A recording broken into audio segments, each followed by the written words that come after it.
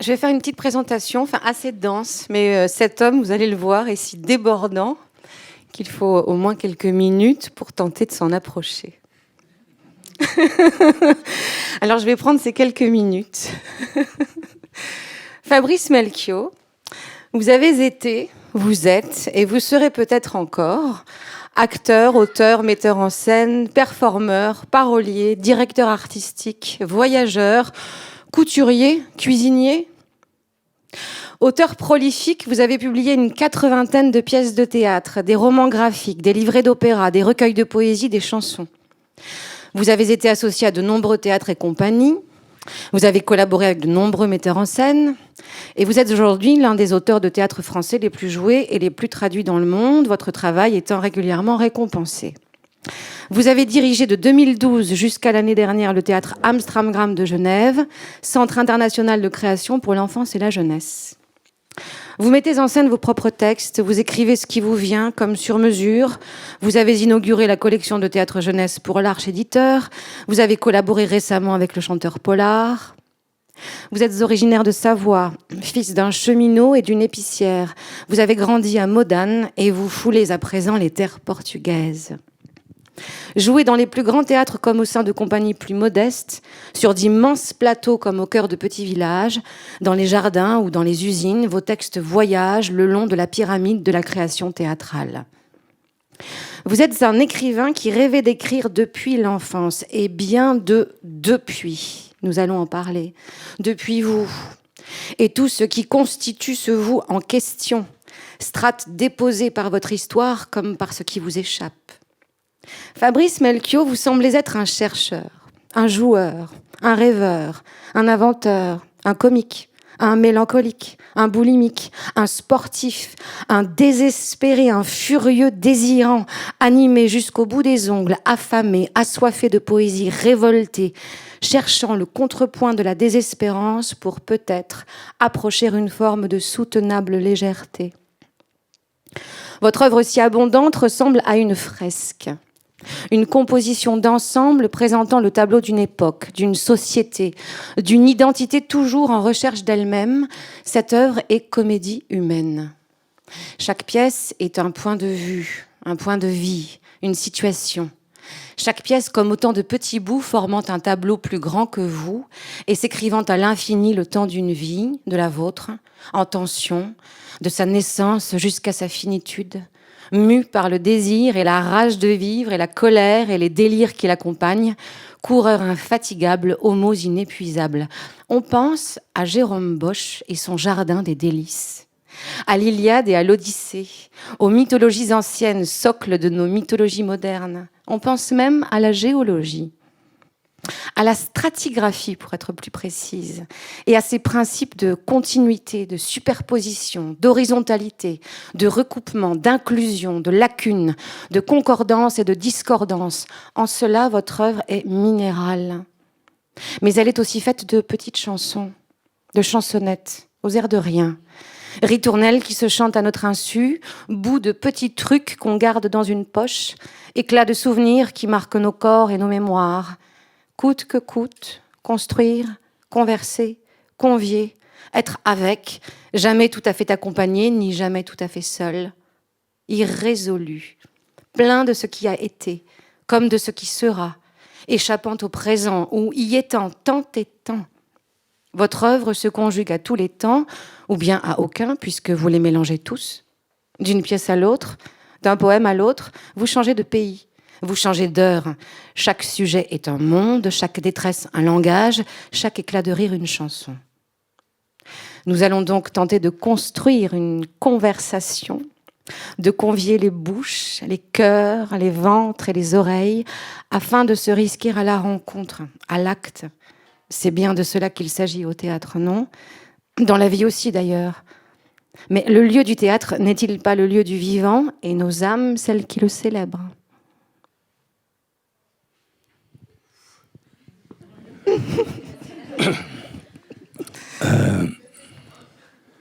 Me voilà tout nu. Est-ce que vous pouvez vous retourner, s'il vous plaît ? Pas tout à fait. Wow. Merci. Alors on entre dans le théâtre avec vous de plein fouet. Non, merci. C'est perturbant d'être lu de cette façon, parce que c'est à la fois l'œuvre et la personne qui sont décrites là, et qu'effectivement, pour moi, elles sont indissociables. Parce que je ne fonctionne pas du tout dans l'écriture par le sujet, la thématique, tout ça ne produit rien chez moi, ces mots-là, vraiment rien. Et que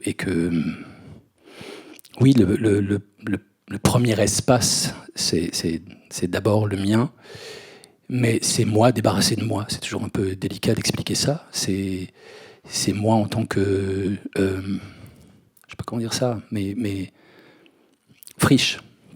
Un espace qui aurait pas grand-chose à dire, en fait, qui serait assez aride, vous voyez, une terre un peu en friche, quoi. Et puis c'est à partir de cet espace-là, c'est un peu la manière dont je me considère, vraiment. Parce que cet espace est un peu vierge, alors on peut devenir une terre d'accueil. Et que tout ça est possible parce que je rencontre des personnes, parce que je rencontre des paysages, des instants de vie qui sont suffisamment intenses, banales parfois, voilà, pour constituer le début de quelque chose. Et c'est pour ça que c'est toujours très délicat pour moi de parler des textes, parce qu'au fond, ça veut dire parler de traces, d'accidents, de choses qui paraissent assez décousues, vous voyez. Et que j'essaie de pas trop ramasser ça derrière un sujet ou un thème, de la même manière que des espaces comme celui qu'on va partager ce soir. Ce type d'espace, c'est toujours délicat à ma place, je trouve, parce que on peut être invité assez facilement à apporter des rengaines de personnalité, vous voyez, à être à l'endroit du discours, quoi, d'une chose assez constituée. Et ce qui est toujours d'un ennui mortel, en fait, pour moi, en premier lieu, mais je pense pour vous aussi, c'est quand vraiment on vient en se disant je sais ce que je vais raconter, de l'écriture, etc. etc. Et c'est aussi pour ça que j'ai demandé vos prénoms, c'est pour qu'on se dise ce soir c'est nous, et que ma parole elle n'a de sens que parce que c'est Astrid et qu'on ne se connaît pas, et qu'on va faire connaissance là dans l'heure qui vient, et que vous et moi on ne se connaît pas non plus, et que parce qu'on ne se connaît pas, ça pourrait faire bouger un peu ma manière de penser, y compris mon propre travail, en fait. Voilà. Même si je trouve le portrait extrêmement, à la fois précis, merveilleux, parce qu'il ne recule pas devant la contradiction, et que pour moi c'est essentiel. Je ne me sens pas résumé, en fait. Ah, c'était pas un résumé. Ah non, je ne me sens pas résumé, je me sens vraiment. Il y a une chose de la mise à nu qui me met super à l'aise, comme vous pouvez le constater.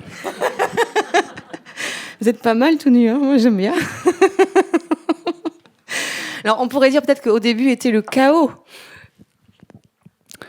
Oui, au début était le chaos. Je soupçonne que vous voulez en venir à Nix. Ah non. Ah non, c'est vrai ? Non, je parlais d'écriture.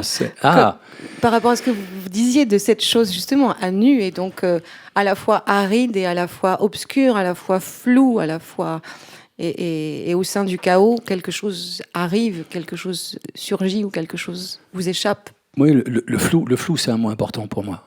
Je rebondis parce que c'est un mot important. C'est que je pense que quand on est au début de vouloir écrire quelque chose, il faut commencer par défocaliser, en fait. J'ai l'impression qu'il ne faut pas faire le point, au contraire. Il faut défocaliser. Il faut regarder les choses, se défaire en fait du sujet, justement, du danger du sujet, de se dire qu'on a un sujet à embrasser. Alors il faut regarder un peu comme les myopes regardent. Les myopes ont une chance folle, les myopes qui consentent à enlever leurs lunettes et à regarder le réel à travers leurs yeux de myopes, c'est une chance considérable. Ça nous met dans une situation d'attention et d'écoute qui est voilà, si je dois parler d'écriture, alors je vais parler de ça, je vais parler d'écoute. C'est peut-être le seul muscle, le premier muscle, le grand muscle autour duquel on doit travailler, c'est celui-là. c'est comment on écoute les choses, mais on les écoute comme un myope. Voilà, comme quelqu'un qui ne les voit pas très bien, qui n'en est pas certain, qui avance forcément voilà, dans des rues qui sont un peu dangereuses, où on peut se casser la figure facilement, et que peut-être à partir de là, on a des chances de rencontrer des traces, voilà, des petits détails qui vont, s'agrégeant, finir par fonder des paysages, et qu'à partir de ces paysages, et si on arrive à les joindre, hein, les uns aux autres, alors on peut commencer à percevoir quelque chose de l'écriture. Mais le point de départ, c'est vraiment cette écoute, c'est l'écoute floue, l'écoute du flou. Mais parce que c'est flou, ça réclame d'être absolument aigu dans son écoute. Voilà.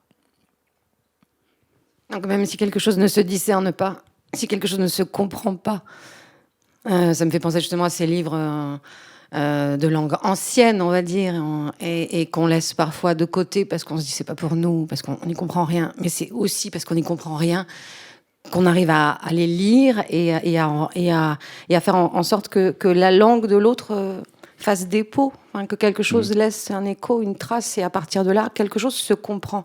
Mais c'est pas quelque chose qui se comprend de façon explicative, didactique, binaire. Au contraire, c'est aussi parce qu'on est traversé par ce flou, par ce vague, par cet incertain, qu'une forme de clarté aussi peut advenir. Est-ce que pour l'écriture, c'est quelque chose qui peut être similaire ? Moi, en tout cas, je trouve que poser comme postulat qu'on n'y comprend rien, c'est bien. C'est bien. C'est une forme de nécessité. Moi, vraiment, mon appétit d'écrire, c'est la boulimie, qui effectivement est que voilà, comme tout boulimique, je ne maîtrise pas ça. Je respire avec ça depuis longtemps. Mais je sais que c'est activé par l'incompréhension de notre espèce, l'incompréhension des liens qu'on entretient avec les autres. Dès lors qu'on résiste à l'idée qu'on a une identité constituée à jamais, alors l'incompréhension de soi, cette instabilité, cet état un peu au fond, d'ignorance et d'innocence, face à ce qui constitue le réel, même si on pourrait discuter de ce que c'est, hein, cet ensemble de fictions créées y compris à notre insu, mais en tout cas, j'ai l'impression que c'est un postulat salutaire que de se dire qu'on ne comprend pas et qu'on ne sait pas. Voilà. Bon, avant d'écrire un texte, je sais jamais. Je sais jamais. Et c'est en ça que l'écoute est primordiale. C'est qu'il faut aussi faire confiance à une chose, c'est que si moi je ne sais pas, alors ça, mais si j'ai assez confiance pour éprouver ça, le fait de ne pas savoir, alors je peux pleinement, à un moment donné, accorder ma confiance, y compris à un mot ou à une phrase. Il y a un texte, par exemple, que j'y pense là maintenant, qui est un texte très, très ancien que j'ai écrit, qui est une pièce de théâtre, qui s'intitule Albatros. Et Albatros, c'est vraiment une expérience. C'est que j'étais en Espagne avec Fernando Gómez Grande, qui est mon traducteur espagnol, et on était voilà, au bord de la mer, tous les deux, assis sur un banc, et on regardait les oiseaux, et puis je vois passer un albatros, et je rentre, et soudain, voilà, je regarde cet oiseau, et je rentre chez Fernando, et je lui demande si je peux m'installer à son ordinateur, je pose ce mot-là, le mot albatros, j'essaie de considérer, c'est vraiment que je ne savais absolument pas ce que j'allais écrire, vraiment pas. Il y avait juste ce mot-là. Et qu'alors, c'est vraiment comme un processus d'ouverture des corps. C'est de tellement écouter le mot albatros qu'alors, il y a d'autres mots qui arrivent. Et puis, si on écoute ces mots-là, alors il y a peut-être une première réplique possible. J'ai commencé à écrire cette première réplique. Voilà, une phrase adressée par... N'appelons pas ça un personnage. Il n'y a pas de personnage, il n'y a pas de situation, il n'y a rien. Il y a juste une phrase qu'on imagine adressée. Dès lors qu'elle est posée, essayez de considérer que la deuxième réplique, elle est contenue dans la première. Que la première va inviter la deuxième à venir se poser sur la page. Et ce processus-là, vraiment d'ouverture d'un corps qui mène à un autre, je m'y suis donné sur une dizaine de pages. C'est-à-dire 10 pages de dialogue entre deux personnages sont arrivés de cette manière, sans sujet, sans projet. Et alors, j'ai relu ces 10 pages, et en les relisant, je me disais, ah, c'est étonnant, parce que parfois, ça se répond, et puis il y a des moments où ça ne se répond pas tout à fait. Et alors, si on écoute ça, on se dit, mais alors, quelle situation justifierait ce type d'échange-là? Donc, il y a déjà la question de la situation, qui naît de du jeu, mais comme le jeu d'un volet, vous voyez, le jeu d'une porte, mais que le jeu entre les répliques puisse générer des locuteurs, on va dire, aussi, c'est-à-dire en observant les répliques, l'âge des personnages, le sexe des personnages, le lien qu'on voit comme ça pointé. Et la pièce, elle est vraiment venue de l'observation de ces 10 premières pages. Et dans la pièce, en fait, il y a un personnage, les deux sont en présence, mais on apprend à la toute fin, en fait, que l'un des deux est un fantôme. Voilà, qu'il n'est pas tout à fait là, en fait. Il est là, mais il n'est pas là. Il est là, produit par la mémoire, l'imaginaire du personnage qui est vraiment là, vivant, au présent. Voilà, je m'appuie sur ce petit exemple pour postuler que vraiment, moi, j'aime me convaincre que je n'ai rien à dire. J'ai rien à dire. J'ai à écouter. J'ai pas à dire. Voilà.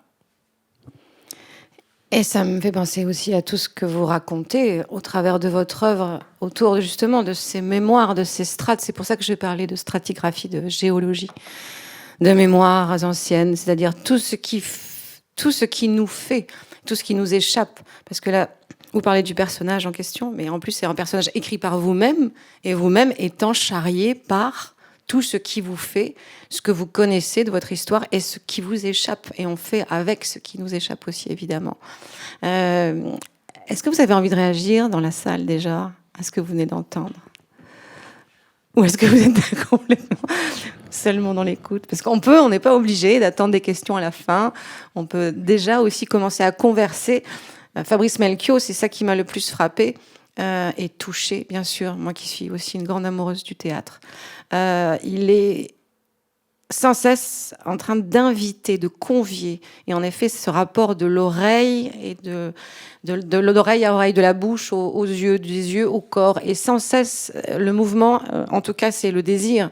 C'est ce désir-là, de ne pas interrompre ce mouvement. Tant qu'il y a du dialogue, tant qu'il y a une forme de langage et une forme d'écoute, alors il peut y avoir du théâtre, et évidemment même de la vie tout court, et peut-être même des rapports plus subtil. Alors oui, je crois qu'il y a quelqu'un qui voulait déjà prendre la parole.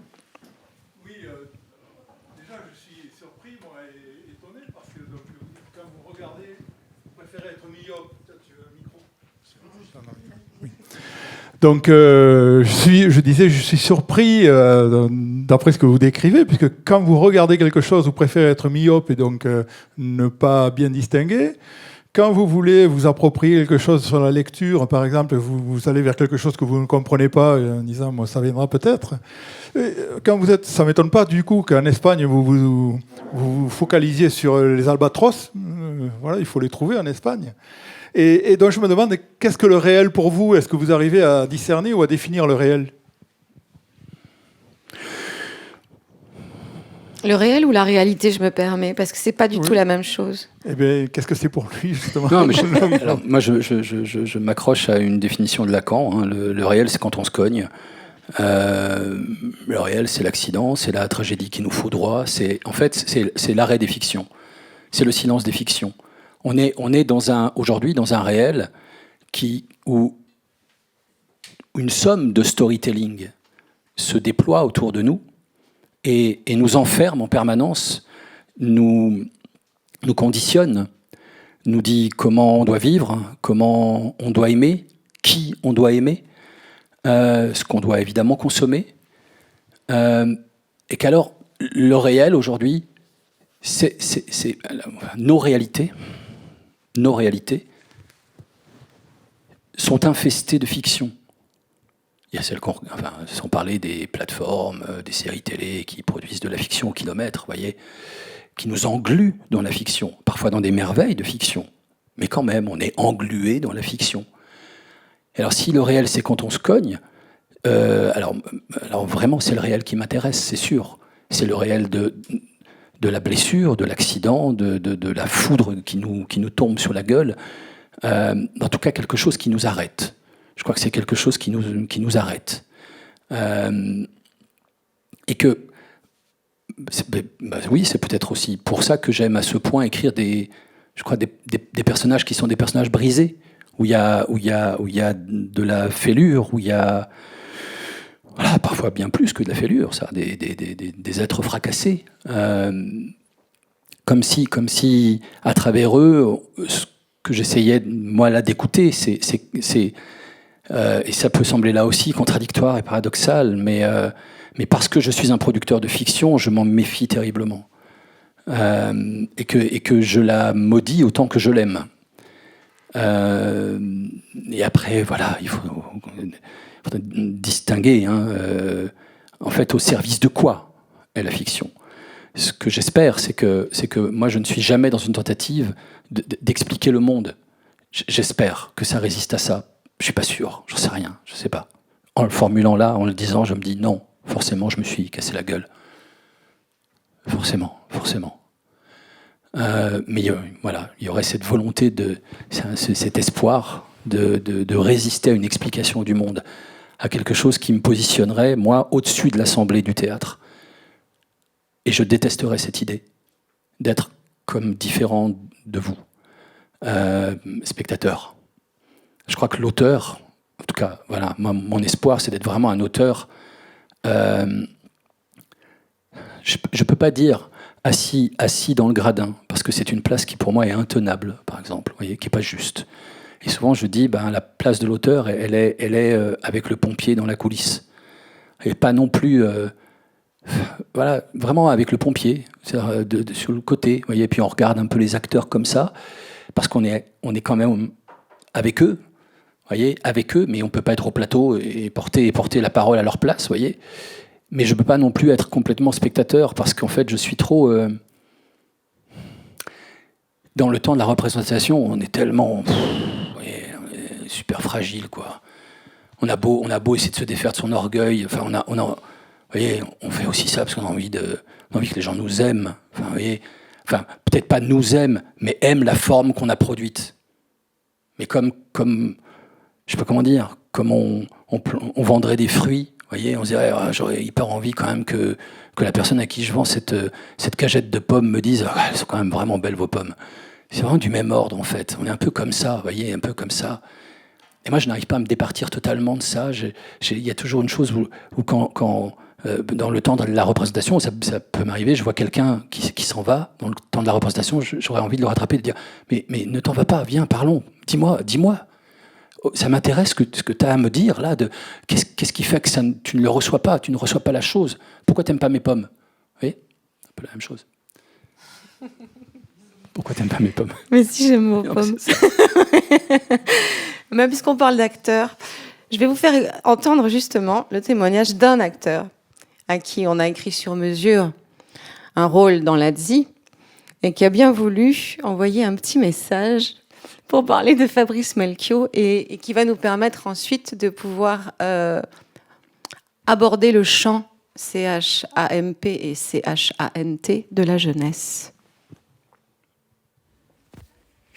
Oui, bonjour Astrid. C'est difficile de parler de Fabrice Melchior quand on est plongé dedans, si j'ose dire, comme on l'est en ce moment avec Vincent Garanger pour sa pièce L'Adzi. Difficile de prendre de la hauteur ou de faire un pas de côté ou de regarder d'en bas ou en diagonale cet homme de théâtre qui selon moi incarne vraiment le théâtre.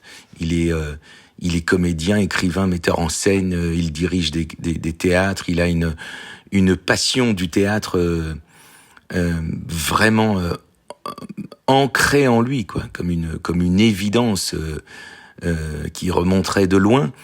Et je vais parler juste de l'écriture. Je laisse au bonhomme le soin de se raconter devant vous, mais parce que je me permettrai pas, on se connaît pas assez pour parler de l'un et de l'autre comme ça. Mais son écriture, moi, me transperce depuis longtemps et elle génère chez moi un nombre de plans Hamelin. Et je vous laisse le soin de lui poser la question, mais qu'est-ce qu'un plan Hamelin génère un nombre de plans Hamelin théâtraux, poétiques, considérables. Et je crois, je m'avance peut-être, mais on a ça en commun, une enfance, voilà, un refus catégorique de quitter l'enfance, non pas de façon un peu cucul-à-praloche, voilà, que la vérité serait dans l'enfance. Il n'y a pas de vérité dans l'enfance, il n'y a pas de vérité dans l'âge adulte, il n'y a pas de vérité dans la vieillesse. Et il n'y a qu'une quête de vérité qui change, voilà, qui s'amortit ou qui s'exalte suivant les parcours de vie.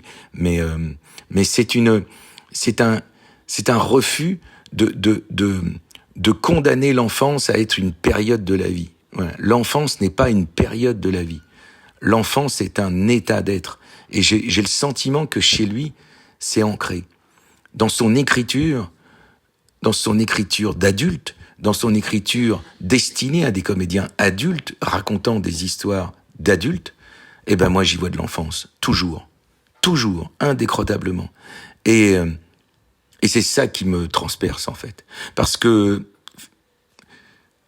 un comédien qui a quitté le monde de l'enfance est un grimoire ennuyeux et poussif. Je pense que le métier est évidemment, enfin c'est pas que je le pense, c'est que j'en suis certain, à avoir avec l'enfance. Et on l'a vérifié dans l'ADZI, pendant les répétitions, et c'est ce qui les spectateurs nous renvoient. Et moi, voilà, si je devais vraiment garder une chose, ce serait ça de Fabrice, cette enfance-là, et qui me touche énormément.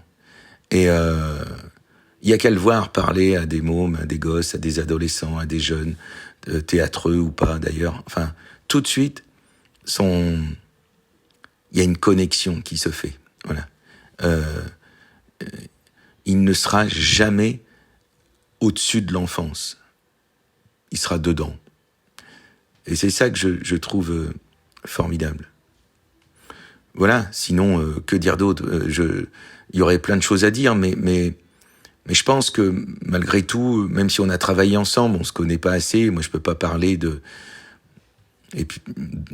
l'homme, qui est-il ? Enfin voilà, puis cette question n'a peut-être pas beaucoup de sens d'ailleurs. Mais c'est quelqu'un de bien. Et j'aime bien son intensité. Voilà. Il y a une fougue chez lui, il y a un désir que quelque chose sorte, s'exprime.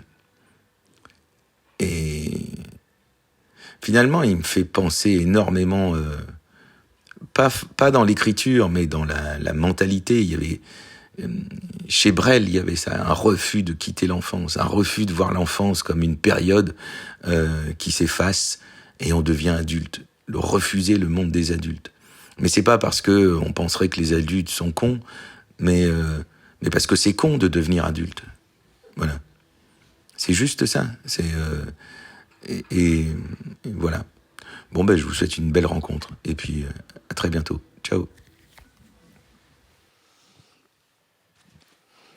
Merci. Merci à Philippe Torreton. Donc, la dernière de l'ADZI à Paris, et c'était hier soir, au Bouffe du Nord. Mais il y en aura une prochaine ici bientôt. Ouais. Voilà, je trouve que justement, on parle de l'ADZI qui met en scène des personnages âgés, à la fin d'une vie, et qui se débattent eux aussi, avec leurs casseroles, avec leurs frustrations, avec leurs désirs. Et je trouvais que c'était pour moi une entrée, justement, pour parler de l'enfance et de la jeunesse. Oui, je suis très touché de ce que Philippe vient de dire, bien sûr. Oui, non, moi, l'enfance, parce que Parce que l'enfant, c'est le révolutionnaire et c'est le poète. Et que l'enfance, c'est la révolution et la poésie. Quand je dis le révolutionnaire, c'est vraiment le révolutionnaire, c'est celui qui refuse, qui dit non tout le temps, qui pique une colère folle pour... tout à l'heure, dans le train, en venant, il y avait une jeune maman avec son bébé, un tout petit enfant, il n'avait pas 1 an, et je le regardais, et régulièrement, pour un détail, il menait sa révolution. Il se mettait à hurler. Soudain, c'était sa chaussure, et il regardait sa basket, et il rentrait dans une colère folle, et il fallait lui enlever sa basket. C'était vraiment l'obsession, c'était sa basket, ça n'allait plus. Puis après, c'était le drap. Puis après, c'était la tête du type à côté qui regarde comme ça, et dit « Non, je veux pas de toi !» Et ça, c'est-à-dire que ce nerf-là, cette santé-là d'en dire non, ça, c'est sûr que ça exerce sur moi une fascination qui ne tarit pas, quoi. Ça me touche parce que je crois que c'est très délicat de l'entretenir dans nos vies d'adultes. Cette liberté, vous voyez, de dire non, pas d'accord. Difficile. Et puis le rapport à la poésie, le rapport instinctif à la poésie. Moi, j'ai commencé à écrire enfant, et parce qu'il y avait de l'embarras, parce que j'étais un timide, quoi. Enfin, je sais pas si j'ai cessé de l'être, mais ça s'est amélioré. Mais enfant, j'étais très très bloqué, quoi, très enfermé, très petit ours, vous voyez, et qu'alors on cherche un autre canal pour atteindre les gens autour de soi, ses parents, les frères et sœurs, les amis, et que l'écriture, c'est très vite affirmé comme une possibilité d'atteindre l'autre. Et je crois que c'est toujours ça, hein, ça reste ça. Hein. On cherche toujours à atteindre l'autre, mais je crois qu'on n'y va pas. On n'y va pas avec un grand sourire, vous voyez. Hein, quand on décide d'aller vers ça, on y va parce qu'on n'a pas tellement d'autres choix qu'y aller.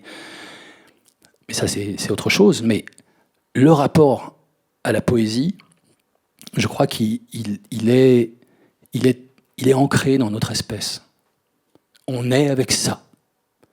On est avec ça comme possible. On a tous les poèmes du monde à portée de main quand on vient au monde. Quand je dis tous les poèmes du monde, c'est pas ceux écrits par les autres, pas seulement. Mais je crois qu'on a tous la possibilité d'écrire des poèmes. Et je dis des poèmes parce que c'est la forme la plus brève, la plus ouverte. Et quand ça, il n'y a pas un temps fou à accorder aux poèmes. Et que j'adore les poèmes écrits sur des nappes, et j'adore les poètes. Il y a des récits magnifiques chez Bolaño, chez Neruda, c'est-à-dire de poètes latino-américains, nombreux, pauvres, avec rien, qui essaient de gagner leur vie en écrivant des poèmes sur des bouts de nappe et en essayant de les vendre contre un verre, contre rien, une pièce de monnaie dans des cafés ou dans la rue, jusqu'à il n'y a pas très longtemps encore. Quand je voyageais beaucoup en Amérique latine, régulièrement au feu rouge, dans la rue, on croise des gens plus ou moins jeunes qui essaient de vivre de la vente de petits poèmes photocopiés comme ça, qui viennent vous proposer. Et la vie, dans son organisation sociale et dans le crédit qu'on accorde aujourd'hui à la poésie, elle nous éloigne très vite de cette liberté, de ce possible-là, très vite. Et que justement, il faut en permanence activer l'enfant révolutionnaire pour dire « non, j'abandonnerai pas ». Non, je continuerai de m'intéresser à la poésie. Et pourquoi je parle souvent, j'utilise souvent cette référence de Guy Vic et de la définition de Guy Vic de la poésie parce que je n'en trouve pas de meilleure. La poésie, virgule, c'est autre chose. Et qu'en permanence, elle nous renvoie à autre chose. C'est une autre manière d'embrasser le réel, nos réalités, les fonctions qu'on occupe. sont, voilà, qui peuvent être tout à fait habitables, hein, entendez-moi, elles peuvent être habitables, mais elles peuvent être aussi très contraignantes et très étouffantes. Mais au sein même des fonctions qu'on occupe, on peut préserver et entretenir, restaurer un espace pour autre chose. Et que c'est pareil dans les liens qu'on entretient avec les gens. Et c'est très concret, hein, ce dont je vous parle. C'est pas... Peut-être, parce que je ne parle pas que de la poésie écrite, mais d'un rapport poétique aux choses. Peut-être que ça commence par les lieux où on se donne rendez-vous. Vous voyez ? Si on choisissait vraiment ces lieux-là, si on donnait rendez-vous à nos amis dans des endroits qu'on choisit absolument, dans des endroits qui sont tout sauf des endroits pratiques. Pas des endroits pratiques. Des endroits qui se réclament un peu, quoi. Qui se méritent, vous voyez, où il faut faire un petit effort pour le trouver, comme un jeu de piste, en fait. Parce que, poésie et enfance travaillent ensemble. Peut-être que ça commence par ça. Voilà, essayez. Prochaine fois, Yannick, lieu de rendez-vous avec quelqu'un, vous voyez, dites, on va se retrouver là, hein, et briser dans vos habitudes. Juste pour déplacer l'autre, se déplacer soi, et du coup, je crois que la conversation, elle est aussi altérée, en fait, par le contexte dans lequel on est, par le fait qu'on a opéré un choix, qui est un choix différent, un autre choix. Et alors forcément, oui, c'est quand on identifie à quel point l'enfance est une chose primordiale pour soi en tant que personne, pour soi en tant qu'auteur, alors naturellement, les enfants et les adolescents, en tant qu'interlocuteurs, c'est vite devenu pour moi une chose essentielle. C'est-à-dire, je ne conçois pas un théâtre où il n'y a pas de jeunes gens, c'est pas possible. Il y a plus de représentation théâtrale où il n'y a pas des jeunes gens qui sont présents. Évidemment que le public dont on rêve tous dans des maisons comme celle-ci, c'est un public intergénérationnel. Et qu'il faut aussi accepter comment dire, résister à la catégorisation par âge. J'ai été directeur pendant 10 ans d'un théâtre enfance et jeunesse à Genève, en Suisse. Bien sûr, on a opéré ça, spectacle, vous voyez. Alors, on disait à partir de 6 ans, à partir de 8 ans, à partir de 10 ans, au moins à partir, et pas de, vous voyez, spectacle de 8 à 10 ans. Déjà, là, c'est... Mais à partir de... Mais ce que j'aurais voulu, en fait, c'est... Bien sûr, je conçois la nécessité de ça, notamment pour les enseignants, pour l'organisation des représentations scolaires, pour qu'on soit bien par niveau, etc. Mais on a peur de quoi ? On a peur qu'en fait, que les enfants ou les ados ne comprennent pas. Mais alors, est-ce qu'on se pose la même question quand on va voir une pièce de Shakespeare ? Est-ce qu'on a l'espoir de tout comprendre de Hamlet ? Nous, adultes. Mais non ! J'ai lu cette pièce, je ne sais pas combien de fois, je n'ai toujours pas compris. Enfin, pas tout. Et heureusement que ça résiste à la compréhension. Alors il faudrait consentir, les parents, les grands-parents, emmener les enfants voir des spectacles pour adultes, qui soient choqués aussi, peut-être par certains mots, que des idées leur échappent, voyez, mais qu'on ne cherche pas absolument à se rassurer sur ils ont bien tout compris. Ce serait tellement triste qu'ils aient tout compris. Voyez. Vous l'aurez compris, donc le théâtre de Fabrice Melchior, enfin dans chaque pièce de Fabrice Melchior, il y a un enfant révolutionnaire et de la poésie. Et ce théâtre-là n'est pas exclusivement réservé à la jeunesse. Donc vous avez le droit, vous aussi en tant qu'adulte, d'aller voir les pièces de Fabrice Melchior et d'y être emmené par vos enfants et vos petits-enfants. Est-ce qu'on lirait un petit bout de Lazzi, puisque vous allez avoir le plaisir de découvrir cette pièce dans pas très longtemps à l'Estive. C'est une pièce extrêmement dialoguée. Les dialogues sont souvent extrêmement présents chez Fabrice Melchior, mais pas que. Il y a aussi beaucoup de monologues. Donc là, j'ai juste sorti 3 petits passages à choisir pour que vous entendiez un petit peu la teneur même. C'est moi qui lis ? Oui, ce sont des hommes, alors je me suis dit, tiens, pourquoi pas, on allait être simple. Je choisis. Tu choisis.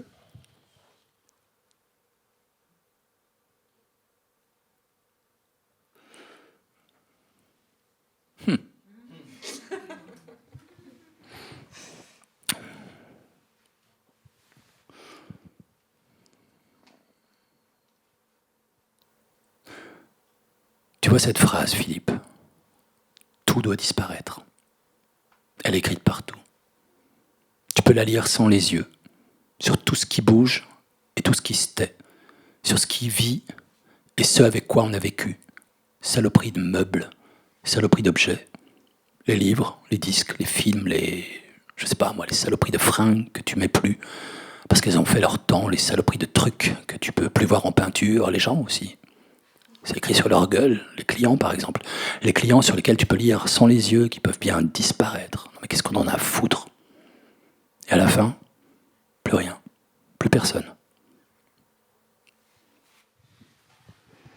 Ça raconte bien la pièce, moi je trouve. Alors vous allez beaucoup rire. Hein, mais oui, ça dit bien que c'est une comédie. Hein. Ça, vous avez bien senti que on allait bien se marrer. Hein, justement. Il vaut mieux se marrer parce qu'on va tous mourir. Donc ça, c'est une chose tout à fait... Et les enfants le savent encore même peut-être plus et mieux que nous. Nous, on passe notre temps à vouloir se dire non, on veut pas voir. On est au bord du gouffre, mais on veut pas voir. Les enfants, ils proviennent presque de là. Plus ils sont jeunes, plus ils sont proches finalement de la mort. Et cette pièce pose cette question-là, mais pas que. Et tout doit disparaître. Oui, tout disparaît. Et en même temps, encore une fois, on en revient à la géologie. Ça ne disparaît pas complètement. En tout cas, peut-être que c'est aussi une de nos inventions que de penser que quelque chose se dépose et que par-dessus d'autres choses vont venir se déposer jusqu'à la fin des temps. Mais pour moi, en tout cas, cette chose-là qui est présente dans quasiment toutes les pièces que vous avez écrites, même si je ne les ai pas toutes lues pour aujourd'hui. Je pense qu'il doit y avoir 2-3 pléiades à peu près en œuvre écrite de Fabrice Melchior. Puisque le temps passe et que la directrice me dit qu'il faut quand même aller un petit peu plus... Bon, on ne pourra pas tout dire, on pourra pas tout... Mais c'est pas grave. On va faire un grand écart, mais qui n'est pas un si grand écart que ça. On va parler de Nyx aussi, que vous allez bientôt pouvoir découvrir en janvier. Alors Nyx, justement, n'est pas avec 2 hommes vieillissants et qui quittent leur vie pour essayer de continuer à la vivre autrement, ailleurs. Là, on est auprès d'une femme, de plusieurs femmes. C'est une femme qui parle, mais c'est plusieurs femmes, c'est des voix de femmes.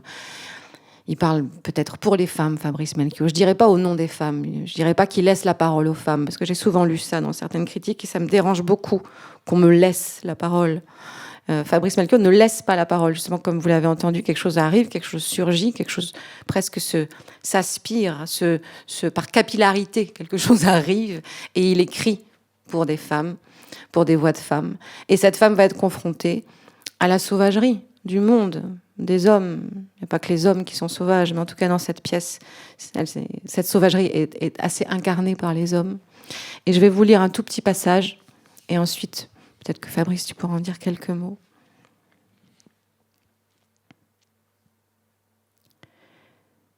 Personne n'aura mon chagrin. Personne n'aura ma peine.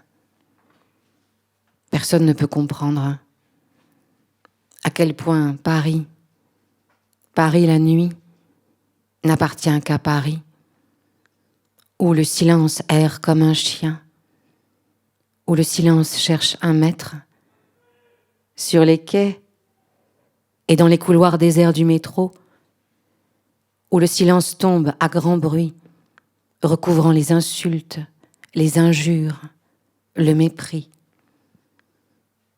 J'inventerai le mot désir, futur de l'indicatif. J'inventerai la touche rewind de l'amour fou. La seule vérité vraiment vraie, c'est là ce que j'inventerai. Après cette nuit, après la neige, après toi, il y aura une nouvelle identité de toi.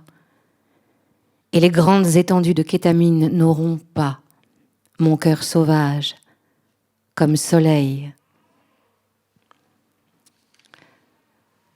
Voilà donc cette voix de femme qui sera sur scène sur un cheval, sur Sombre. C'est Camille du Théâtre du Centaure qui va donc interpréter ce texte avec son cheval. Et même dans ces deux parties, voilà, on a pour moi deux des couleurs de l'œuvre de Fabrice Melchior, c'est-à-dire personne n'aura mon chagrin, il y a le silence, il y a les chiens, il y a les quais, il y a les injures, il y a le mépris, et puis tout à coup, j'inventerai le mot désir, rien que ça, j'inventerai le mot désir, même s'il n'y en a plus, je l'inventerai. C'est sauf qui peut la vie, sauf qui peut l'amour, sauf qui peut le désir. En 10 lignes, on a tac, cette espèce de contraste effrayant et en même temps tellement porteur, tellement enthousiasmant. Peut-être je peux faire un tout petit lien entre Ladzi et Nix, parce qu'il y a un processus commun aux deux textes, puisque Ladzi est écrit pour Philippe et Vincent, et Nix est écrit pour Camille et Sombre. Mais la formulation n'est pas tout à fait juste. Je ne peux pas dire que c'est écrit pour eux. Même, c'est vrai. Mais pour moi, ce que ça veut dire, c'est que c'est écrit depuis Philippe et Vincent. Et c'est écrit depuis Camille et Sombre. C'est-à-dire que quand on écrit pour un acteur ou des acteurs en particulier, l'acteur devient un espace d'écriture. Il devient un espace d'invention. Alors, il y a des pièges dans lesquels je suis tombé, évidemment. Vous voyez, c'est quand on propose des personnages qui sont trop proches, par exemple, de l'acteur. Et qu'alors la nécessité du pas de côté, c'est-à-dire de la construction de comment on habite un personnage qui n'est pas soi, elle peut sembler à l'acteur un peu rabougri. Vous voyez, il se dit « Ah, mais ça me correspond tellement, tu vois, ça me correspond tellement ». Donc il faut réussir à décoller aussi, évidemment, de l'acteur espace d'écriture. Mais ça, le passage que tu as lu, Astrid, je peux vous dire un petit secret, en fait, juste de construction de ce passage-là. C'est que le silence en question, c'est drôle, parce que c'est en t'entendant que je me suis souvenu de ça. Au départ, ce n'est pas Sombre qui devait jouer, donc avec Camille, mais c'était Silence. Silence, c'était un très joli cheval, mais il est tombé malade, et on n'a pas pu faire le spectacle avec lui. Et comme on a quand même, pendant tout un temps, projeté, et moi, vraiment projeté sur Silence, vous comprenez bien qu'un cheval n'est pas le même qu'un autre. Enfin, ils ont un caractère différent, ils ont un regard différent, ils ont une présence différente.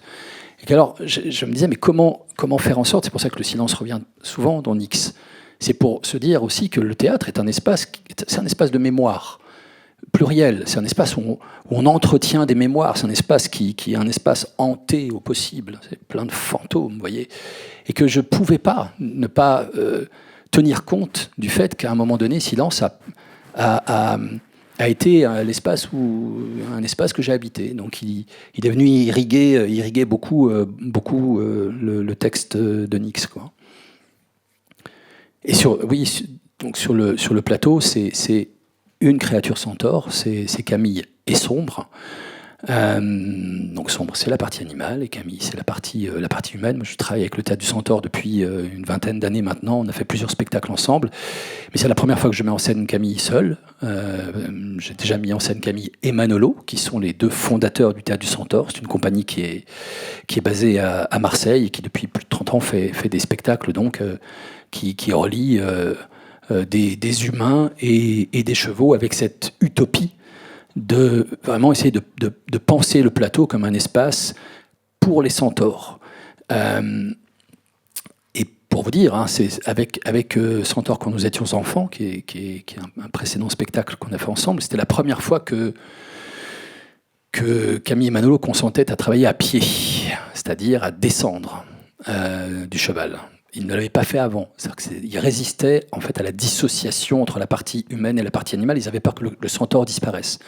Et puis on a éprouvé qu'en réalité, ce n'était pas le cas. C'est-à-dire que le centaure continuait d'exister au plateau, même si la partie humaine se dissociait de la partie animale. Et avec Camille, on a aussi posé ça comme postulat de départ, comme possibilité au plateau. C'était qu'elle commence à pied, en fait. Et alors, ce détail-là, par exemple, pour moi, oriente complètement l'écriture du texte. Puisque je crois que pour le spectateur comme pour l'auteur, ce qui se passe, c'est que la présence animale, c'est-à-dire que le cheval devient une sorte d'écran, vous voyez, d'écran où on projette beaucoup, où il y a du fantasme. On ne peut pas parler de personnage, c'est plus une espèce d'évocation comme ça, et sombre, et donc, vous le verrez, j'espère, vous l'apercevrez, est à la fois le mec qu'elle rencontre dans la rue à un moment donné, c'est son amoureuse, l'amoureuse à laquelle elle s'adresse, puisque tout le texte est adressé à l'amoureuse qu'elle a laissée, enfin qu'elle a quittée. Et puis à la fin, c'est la maman, voilà. Vraiment la qualité du texte est complètement liée à la relation qui est proposée par Camille et Sombre. C'est pour ça que c'est pas pour, en fait, c'est vraiment depuis. C'est depuis un état de relation. C'est depuis un corps, une énergie. Voilà, c'est pour ça que je reviens à ce que je disais au tout départ, quoi. C'est vraiment une écoute de... Je fais souvent référence au vrac, en fait. Le premier sujet d'un texte, pour moi, c'est toujours le vrac. Il y a un vrac. Ce sont les traces qu'on peut disposer sur sa table, voyez. Et on regarde le vrac sur sa table, et puis ça peut être des notes, des photos, un cheval, une actrice. Ça fait partie du vrac. Et c'est vraiment comment on se met à écouter le vrac. Et si on écoute bien le vrac, alors ça commence à s'agencer, ça commence à s'organiser, voyez. Et qu'il y a une partie du travail qui peut sembler laborieuse au départ, mais on est tendu vers une chose qui est vraiment comme un Eldorado, vous voyez. C'est le moment, Barthes disait ça, ce moment où, en parlant du plaisir du texte, le plus grand plaisir du texte, ce moment où mon corps n'a plus les mêmes idées que moi. C'est-à-dire où à un moment donné, ça avance. Ça avance, et on a l'impression que c'est vraiment, vous voyez, que je sais pas comment dire ça, sans que ça semble ésotérique, c'est vraiment pas ésotérique, c'est de l'artisanat, mais c'est de l'artisanat qui espère un peu de mystère, vous voyez. Alors, il y a un moment où ça avance. Et puis si on reprend la main, et ça c'est vraiment un moment toujours assez chouette, quoi. Quand on écrit du dialogue, encore un peu plus, c'est quand on reprend la main, ou plutôt quand notre tête veut reprendre le pouvoir, alors il y a des moments où le personnage nous dit là c'est toi qui parles, mais ça moi je peux pas le dire. Et cette opposition entre le personnage et soi, c'est un moment très très jouissif de l'écriture, quoi. Vous voyez, quand on veut reprendre le pouvoir et qui nous dit je le dirai pas, je peux pas le dire, c'est pas possible. Ça c'est que tu n'as pas assez travaillé, en fait, hein. C'est ça que le personnage dit, hein. T'as pas assez bossé, mec. Change le mot là, change la syntaxe, l'ordre des mots, ça me correspond pas. On entend vraiment l'auteur et l'acteur à la fois. Je trouve, en tout cas moi, en tant que comédienne, ce que vous racontez sur d'où ça parle, c'est toujours ce depuis.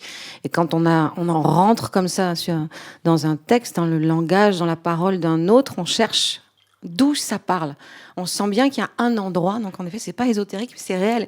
Et on cherche dans le vide, dans le noir, l'endroit d'où ça vient, d'où ça provient, d'où cette voix parle. Et à force de travail, on est mené par cet endroit d'où ça parle. Et quelque chose advient. Et même parfois, en effet, des années plus tard, on pense qu'on a oublié le texte. Et c'est là où c'est très très fort. On se remet dans les pas du personnage qu'on a eu l'occasion d'incarner quelques années avant, et la chose revient. Alors que si on se met à sa table en se disant je vais réapprendre le texte, on ne l'a pas. Là, c'est la tête là, aujourd'hui et maintenant. On se remet au plateau, on se remet dans les traces, et le texte revient. Je trouve ça à chaque fois complètement magique. Alors, on ne peut pas évidemment lire des extraits de toutes les pièces de Fabrice Melchior. Mais avant de lire, parce que Fabrice nous fait un joli cadeau, il y a un inédit, une pièce qui n'a jamais été encore publiée. Et on va lire un petit bout tous les deux de cette pièce. Mais juste avant, là, je ne peux pas résister à l'envie du coup de vous lire presque tous les titres de sa bibliographie. C'est déjà en soi une forme de monologue. Vous y prendrez ce qui arrivera à vos oreilles. Alors, on commence. 33 derniers soupirs. 399 secondes. Art Emily, le cabinet de curiosité, Albatros. Alice et autres merveilles. Autour de ma pierre, il ne fera pas nuit. Backstage, Blanche. Bouli Anézéro, Bouli Miro, Bouli Redéboule, Catalina in fine. C'est ainsi, mon amour, que j'appris ma blessure. Le laveur de visage, l'actrice empruntée. Days of Nothing. Diane, la grue du Japon. Eileen Shakespeare, Pollock, Exeat. Rien te deum. Faire l'amour est une maladie mentale qui gaspille du temps et de l'énergie. Faxman, Frankenstein, Graceful, Guitou, j'ai pris mon père sur mes épaules. Je peindrai des étoiles filantes et mon tableau n'aura pas le temps. Je suis drôle. La dernière ballade de Lucy Jordan, La semeuse, Le diable en partage, Kids, Le gardeur de silence, Le hibou, le vent et nous, aucun homme n'est une île. Le jeu d'histoire libre, Le poisson combattant, les hippocampes, les séparables, les tournesols, Lisbeth, L'homme libre, L'inattendu, Ma vie de chandelle, Marcia S, Moby Dick, Tarzan Boy, Miss Electricity, Munchausen, page en construction. Percolateur blues, Perlino comment? Printemps, Salat al-Janaza, Steve Five King Different, Pearl, Tasmanie, veux-tu? Wanted Petula, Yuri quand j'étais Charles, Le jardin de Mimon. Les petits mélancoliques, L'enfant Dieu, Hippolyte, histoires célèbres et inconnues, les sales histoires de Félicien Moutarde. Il lisait. Qui surligne le vide avec un cœur fluo? Braderie des ombres, Carcan et flèches, Jean-Luc, Ma Colombine, Centaure, quand nous étions enfants, Hercule à la plage, comme tu regardes le ciel étoilé, Poli, le bizarre. Il a écrit tout ça. Merci beaucoup, Astrid. Merci. À vous d'aller piocher là-dedans. Et maintenant, pour finir, la fin de l'été, ça s'appelle. On n'en dit pas plus, hein. C'est ça? C'est juste la fin de l'été.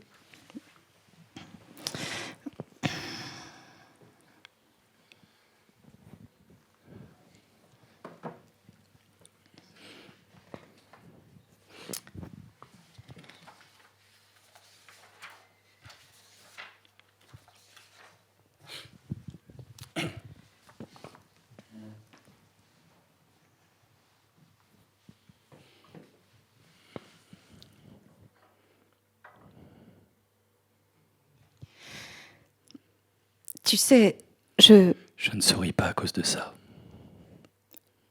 Je sais. C'est plus fort que moi. T'excuses pas? Je suis toujours tenté de te demander pardon. Salut. Salut.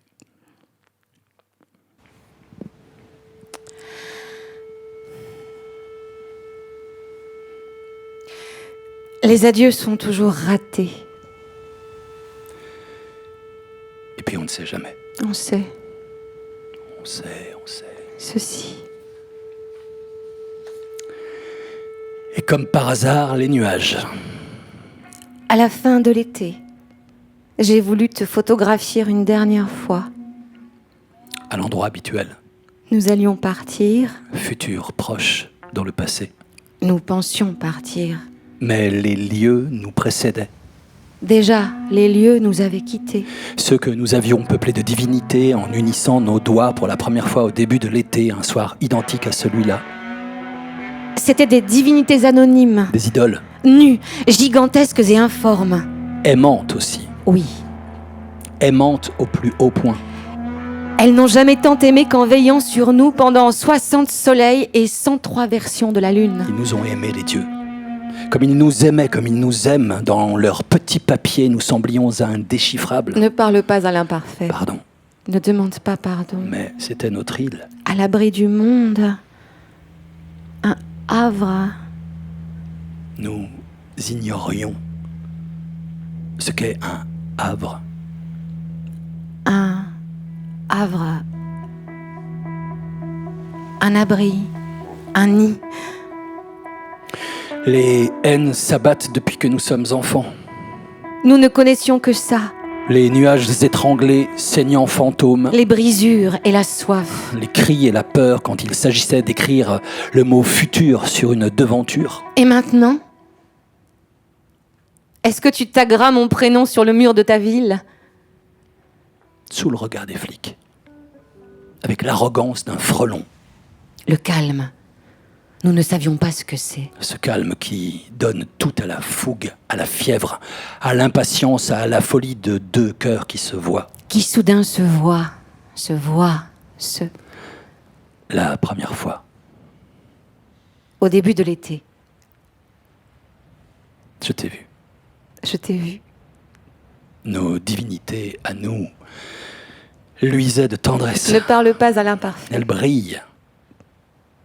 C'est à cause de l'amour, non? Tu fais de l'amour un vernis? Ah, c'est une pâte. Je l'ai su. Sitôt explosé ton visage sur la lande où les autostoppeurs plantaient une tente pour faire leur nuit. Je l'ai su. Ce fut un mythe immédiat. J'allais me consacrer à toi. Tu allais te consacrer. Je ne m'étais jamais consacré qu'à des conneries d'enfant d'1,75 m. Ne m'idéalise pas. Je le vois, le ramassis de saloperies sous la belle écorce. Tu es orgueilleuse, acide parfois, retranchée en toi, tyrannique, laminée par le doute. Est-ce qu'on connaît jamais quelqu'un? Est-ce que je te connais? Et toi? Tu me connais? Je t'ai vu. Avec ma politesse excessive, mes réflexes complaisants, ma timidité de façade, ma noirceur et mes poses. Nous avons planté des dieux sur une plage peu fréquentée par les familles. Parce qu'il faut, pour y descendre, prendre le chemin abrupt où les ronces blessent. Elles étaient nues, nos idoles. Tu parles à l'imparfait. Pardon, mon amour. C'est que j'ai voulu te photographier. Alors c'était toi? Je crois, je sais pas, Tu as essayé? j'ai essayé. Ils étaient pauvres, nos dieux, et nos divinités vierges. Couvertes des branches d'acacia que nous arrachions au jardin de nos pères. En nous coupant les doigts, Les épines comme des pieux miniatures. que personne ne s'en approche. Nous avions cousu un costume dissuasif de nature hostile sous le regard des flics. Ils étaient nôtres, les dieux. Elles étaient nôtres, ces idoles. C'étaient des effigies d'amour et d'orgueil. D'amour plus que d'orgueil. À la fin de l'été, j'ai voulu te photographier au pied de la falaise. Nous y sommes, Nous y étions, nous y serons. à l'instant. Comme un totem de galets, dédié au dialogue perpétuel entre le hasard et le destin. Comme un dieu perplexe qui nous parlerait d'hier, d'aujourd'hui et de demain. Tu as voulu me photographier. Mais l'écran de mon smartphone n'était que roches, sable et algues séchées, tiges de bambou solitaires, une sterne à l'œil bleu. Tu n'y apparaissais plus. Je n'apparaissais plus. Tu étais pourtant bien figé devant moi, avec le sourire que j'ai appris à rêver, les yeux ouverts ou fermés. Rien de particulier au premier coup d'œil, mais dans mon sourire, tu as décelé la vapeur et l'électricité. Mes petites gloires, la rosée sur les pyramides, les marguerites rustiques, la forêt de Fontainebleau. Mes égratignures, la chambre du suicidé.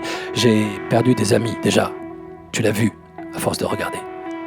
Tu les as lus, mes testaments, et tout mon curriculum.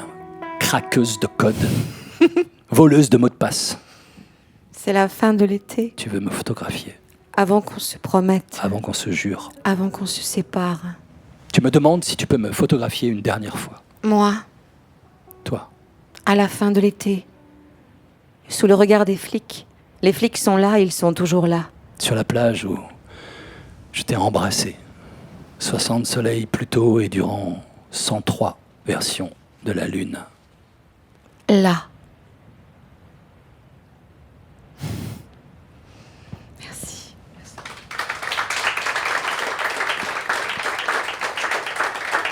Merci beaucoup. Ben voilà, on va refaire un autre passager du livre demain soir, si vous voulez. Non, je rigole. Parce qu'il y a plein, vous voyez, il y en a partout, il y en a plein. Et je voulais aussi vous faire entendre, mais ça on peut le faire en se disant au revoir. Il a aussi écrit des chansons, parce que je pense qu'il rêvait d'être chanteur de rock, peut-être. Mais c'est pas lui qui les chante. Oui. Alors ça s'appelle Comme tu regardes le ciel étoilé. C'est un album magnifique, enfin, c'est un livre-disque. C'est aussi pour les grands. Je tiens à le préciser, c'est aussi pour vous. Et donc, il y en a vraiment une qui donne envie de danser. Donc, je me dis qu'après la plage, après toi, après moi, ben, on peut aussi entendre J'aime pas mon chat. C'est très drôle, vous allez voir, c'est vraiment très drôle. Et puis, on peut discuter encore, et puis on peut parler, et puis on peut... Astrid, je peux juste faire une chose avant? Mais oui, bien sûr. Tu viens? Parce que j'ai fait un pari avec Marie-Claire, je veux pas le perdre. Ben, vas-y. Tu viens? Ok. Hélène, Jean-Yves, Sophie, Olivier, Christine, Martine, Marie-Claire, Max, Yannick, Corinne et Katerina, Florine, Catherine, Nouria, Aurélie, c'est toi qui as bougé? Aurélie, Gabriel, Hans, Geneviève, Martine, pardon, Sabine, Raymond, tu te caches, hein? Je te vois, Erwan, Noé, Maëlys, Maëlle, Maëlène, Maëlys, Élodie, Carole, Marie-France, Brigitte, Yolande. Madame, je suis désolé, les autres je connais pas en fait. Chloé, je te vois là-bas. Aurélie, coucou. Isabelle, à la librairie. Les autres, je vous ai pas vus tout à l'heure, mais voilà. Je vous avais dit qui s'en rappellerait. Merci.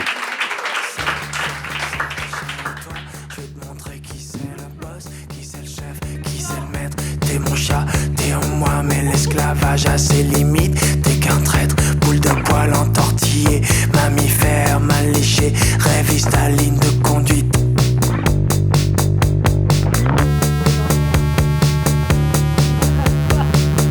T'exagères, faut que tu gères ta vie de chat, sans faire de moi ta beniche. Monsieur se prend pour un pacha, mais tu l'es pas, t'es qu'un chat, un charlot, un chameau. Je vais passer au chalumeau ou appeler un copain sumo qui va te monter sur le dos, ratatiner tes petits os.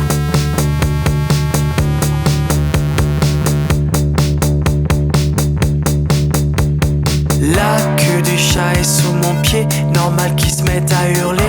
La queue du chat est à plat, j'aime pas mon chat, désolé. J'aime pas mon chat, désolé. J'aime pas mon chat, désolé. J'aime pas mon chat, désolé. J'aime pas mon chat. La queue du chat est sous mon pied, normal qu'il se mette à hurler. La queue du chat est à plat, j'aime pas mon chat, désolé. J'aime pas mon chat, désolé.